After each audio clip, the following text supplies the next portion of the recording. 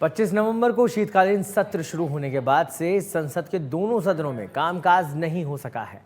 विपक्ष लोकसभा और राज्यसभा दोनों में अडानी ग्रुप पर अमेरिका में लगे आरोपों, संबल हिंसा और मणिपुर में जारी अशांति जैसे मुद्दों पर चर्चा की मांग पर अड़ा था। लोकसभा अध्यक्ष ओम बिरला द्वारा सोमवार को बुलाई गई सभी दलों के नेताओं की बैठक में सरकार और विपक्षी दल दोनों सत्र के दौरान संविधान पर विशेष चर्चा के लिए सहमत हुए। यह विश्वास व्यक्त करते हुए कि दोनों सदन मंगलवार से सुचारू रूप से काम करेंगे। संसदीय कार्य मंत्री किरण रिजिजू ने कहा कि लोकसभा 13 और 14 दिसंबर को संविधान पर बहस करेगी, जबकि राज्यसभा 16 और 17 दिसंबर को इस पर चर्चा करेगी।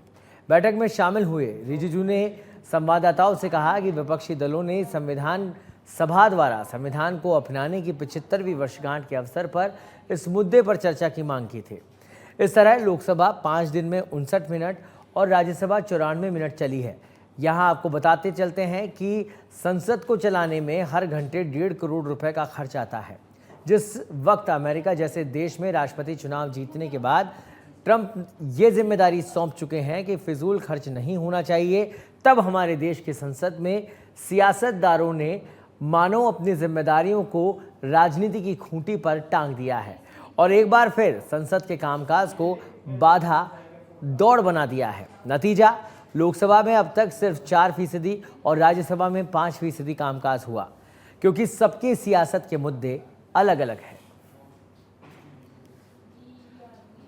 और अधिक जानकारी के लिए हमारे साथ जुड़ गए हैं दिल्ली से पॉलिटिकल एडिटर राजीव तिवारी। राजीव, बड़ी बात है कि 1.5 करोड़ रुपया खर्च आता है 1 घंटे का संसद की जब कार्रवाई चलती है, और बावजूद इसके तमाम सांसदों के ये संज्ञान में है, तमाम जिम्मेदारों के संज्ञान में है, और फिर भी संसद को बाधा दौड़ बनाया हुआ है। क्या कुछ अभी आपको नजर आ रहा है? आज फिर से एक बार शुरुआत होगी, क्या वाकई में ये सब जो गतिरोध है ये सुलझ पाएगा?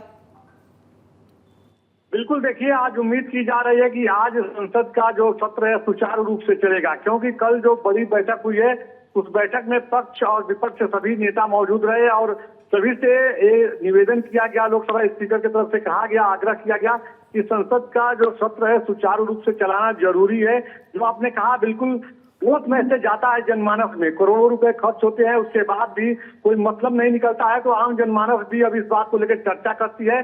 अब महत्वपूर्ण चीज ये है कि देखिए, सरकार के सामने तमाम जो महत्वपूर्ण बिल पेंडिंग में है, सरकार उसको पास कराने की तैयारी में लगी हुई है, लेकिन हर रोज हंगामा देखने की वजह से, होने की वजह से एडजर्न होता है। बिल्कुल आपने सही कहा, चाहे लोकसभा की बात की जाए या राज्यसभा की बात की जाए, अभी तक 25 तारीख से लेकर अभी तक जो सोमवार तक का जो कार्य रहा है पूरी तरह से स्थगित रहा है।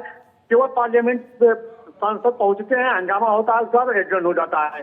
सबसे बड़ी बात यह है कि देखिए, भारतीय जनता पार्टी के जो सांसद है या एनडीए गठबंधन के जो सांसद हैं, उनका सीधे तौर पर कहना है कि विपक्ष का रवैया सही नहीं है। विपक्ष लगातार बेतुकी बातों को लेकर हंगामा कर रहा है। जहां तक अडानी का मसला है या उत्तर प्रदेश में जो संभल की घटना है उसका मसला है, वह डिबेट की बात है, पटल पर रखा जाएगा, उस पर बात होगा, न कि हंगामा खड़ा करने से कोई बात उस पर बनेगी।